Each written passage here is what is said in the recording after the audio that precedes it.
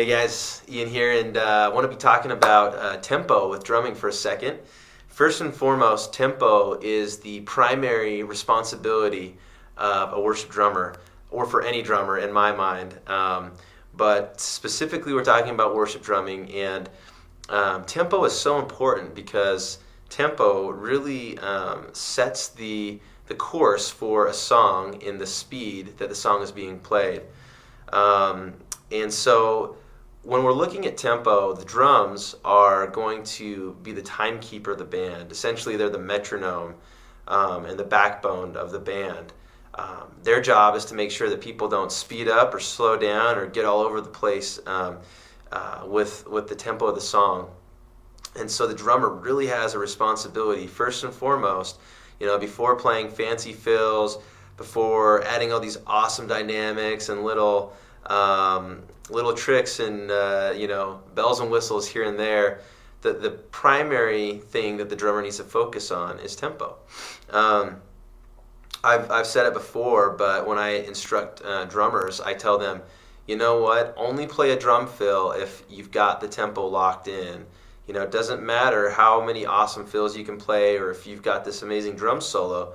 If the whole band is off tempo, the whole song is going to be a train wreck. So as the drummer, you're really one of the leaders of the band in a lot of ways by helping to make sure that everything stays together. You're really the structure for the band, helping to make sure that nobody gets off and goes off in left field or right field. You got to make sure that people are aligning with that tempo. When you have tempo, then you can do really cool things and spin off of that. People can do solos, leads, improvisation, things like that. But if the tempo is confused, it's kind of like chaos. People won't know what to do. There will be confusion. Tempo is really everything. It's what holds everything together. So just wanted to leave you guys with that today. That's our first lesson on drumming as far as tempo and the importance of tempo. If you're struggling with tempo, drummers, I encourage you to buy a metronome or download a metronome app on your smartphone. Another really great thing you can do is to actually sleep with a metronome on in your headphones as you sleep at night. And program that beat in as on a subconscious level as you're sleeping. So you're hearing that as you rest at night. You want to be, just living, breathing, eating, just sleeping that metronome, that beat, so that you can just be a walking metronome. You want that rhythm to be ingrained in you so that you don't even need to think twice about if a song's speeding up or if it's slowing down. The band's going to be looking to you to keep that in line and in check. So that's why I encourage you to really make that part of who you are as a drummer. Listen to a lot of great music, see what musicians are doing.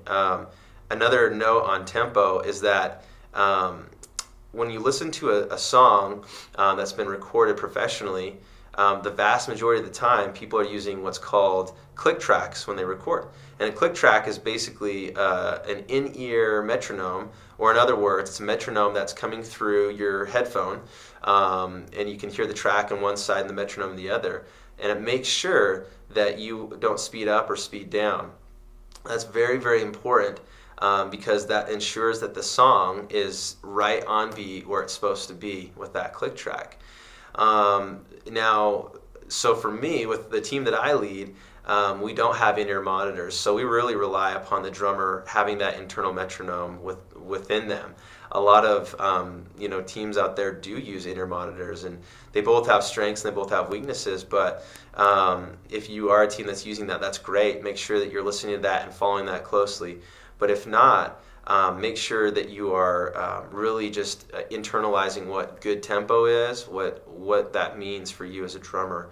And so sometimes when a band dynamically will rise or will fall, and we'll talk more about dynamics in a minute, sometimes what can happen is it will feel like the song is actually speeding up and going faster than it really is. But what's really happening is that the dynamics are creating this feeling of intensity and of the song getting kind of bigger in a sense. It's not actually speeding up the vast majority of the time, especially if it's recorded in the studio. or even live for that matter nowadays, because they're using those in-ear click tracks and in-ear monitors to help them stay on tempo.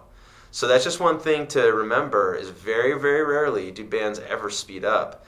It's just the dynamics that are building in that song to make it feel that way. So anyway, those are some thoughts on tempo, and I hope that was helpful to you drummers out there and worship leaders or whoever else is listening to this. Come back here in a second, and we'll do our next tutorial on drumming basics. Thanks, guys.